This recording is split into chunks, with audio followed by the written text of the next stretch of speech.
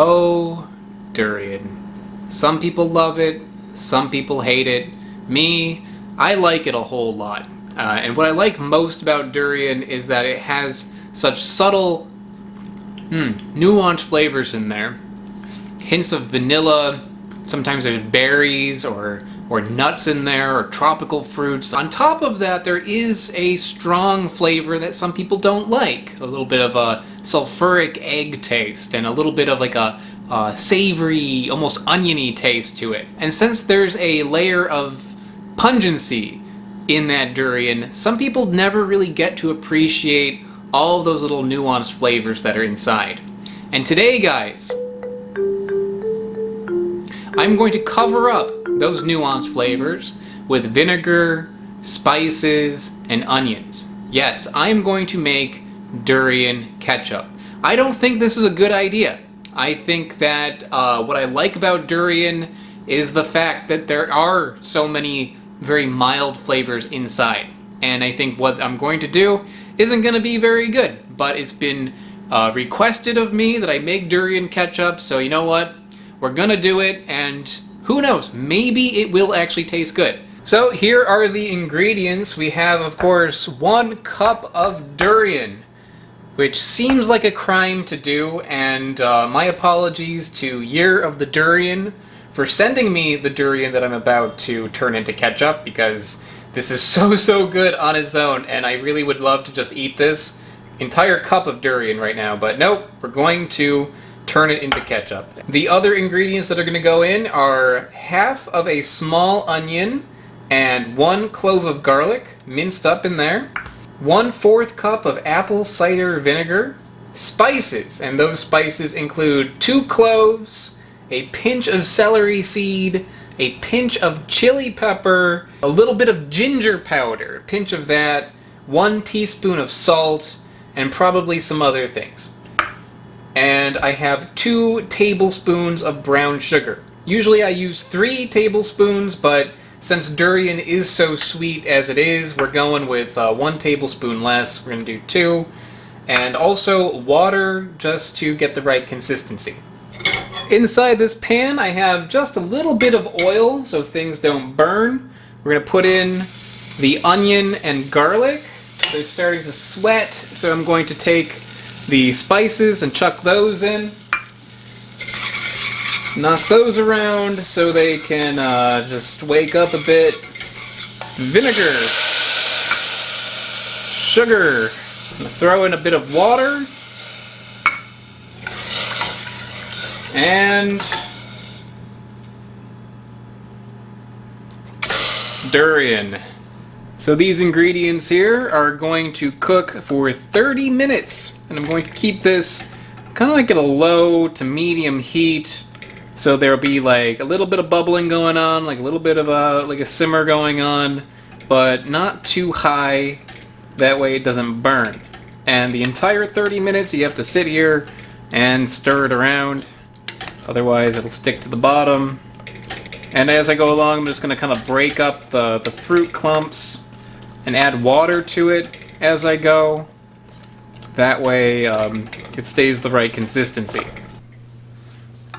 Well, there it is. It is turned into a, well, kind of like a nacho cheese kind of color.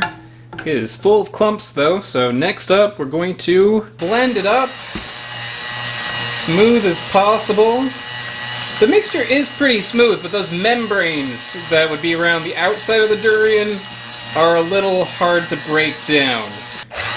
And by the way, the durian did thicken up a lot, so I added a lot of water to it. It's probably like another 3 cups of water that I ended up adding to it just to get it to this consistency. So we've got a pan, we've got a strainer, and we've got a thing. This is the most tedious part of the whole process, and in past videos people have mentioned that I should get that, what is that thing called? Where you like put stuff in it and you like turn a little wheel and it pushes it through? Yeah, I really do need to get one of those, don't I? Don't have one now, but I am looking into it, but that would be a really good idea right now. But As it turns out, the durian isn't too bad. It is going through rather quickly, but some fruits that are really fibrous, this is just like a living hell. So here's what I'm left with, some gunk and some durian ketchup.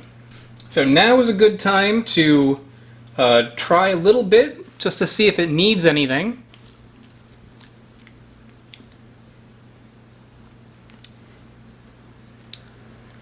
Now, I normally wouldn't give away what this tastes like right now, but I think it being hot right now is part of what makes this taste like this. It reminds me of hollandaise sauce, which I guess does make sense. Hollandaise sauce is what, egg yolks, lemon, some pepper, some sugar, some salt. It has those things in it. Oh, and a lot of cream. It's got a lot of cream in it, or butter. This thing is eggy and creamy tasting. So when you heat it up and process it and make it smooth like that, it is actually very similar to hollandaise sauce. It's not exact, but this makes me think that if you wanted to make a vegan hollandaise sauce, you can do what I just did and put less sugar in it, or maybe no sugar in it, and swap out the vinegar for lemon juice. Maybe put no onion in it, or like only a little bit of onion. Maybe adjust the spices a little bit to be more like the spices that would be in hollandaise sauce. It would actually be pretty convincing. I'm happy with it though, so this is gonna go in a jar and then go into the fridge. Okay, so it's done. This is just a fried potato, by the way.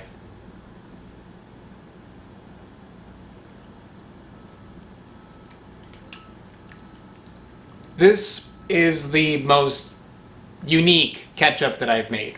I've made a lot, but the flavor on this is something else. It tastes milky, it tastes eggy, and that is what I get first. And then I get a ketchup flavor. So it's like if you were to take hollandaise, put it on a potato, and then put a little squirt of ketchup on it also. I think that this is good. And if you like durian, like a lot, if you're one of those durian people, like, you know who you are,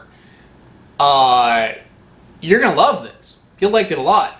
It's a way to put like the savory sort of flavor of durian onto things. You can put this on French fries. You can put it on a burger. You can put it on like a lot of things, and it would bring in that durian-y flavor in a way that is pretty tasty. And I think that although I would very happily take a piece of durian and eat a piece of durian, I don't really want all my food to taste like durian. But some people do want that. There are so many different products that have durian in it. There's durian coffee, durian cake, durian soda, there's durian everything. I'm not a huge fan of durian products. I think they're fine, but I don't run out to buy them. If you're the sort of person that durian makes everything better, you know what else makes everything better? Ketchup. So this is the perfect thing. But if you are not durian's #1 fan, then you might grapple with this one. It's not ketchup. It doesn't taste like ketchup. It tastes like something else, and that something else is very durian-y. Like I said, this would be good for like a hollandaise sauce, but even then you probably want to dilute it a bit. You don't want this to be like straight up like this. You would want to put like some, if you're going vegan, put some like cashew milk or something in it, and that would make it even better. Because it is an intense taste. It's very, very strong. So yeah, I'm a little conflicted about it, but it was really an interesting thing to try. If this is something that you would be interested in, you know, if they were selling durian ketchup at a store, you'd buy it, let me know. And if you think this is something that sounds like the most disgusting thing ever to you, let me know that too. Durian is a very, very interesting fruit, and this naturally ended up being a very, very interesting ketchup. So either way, hope you enjoyed watching, and I'll see you next time. Bye-bye. I want to give a special shout out to AltPod and Smarter Every Day. They are mega patrons over on patreon.com. Patreon is how this channel happens. It's how I can afford to do all the things that I do. So if you want to help me out by supporting the channel and getting some bonuses along the way, check out the description. I also have these shirts for sale. Those are in the description as well. See you next time. Bye.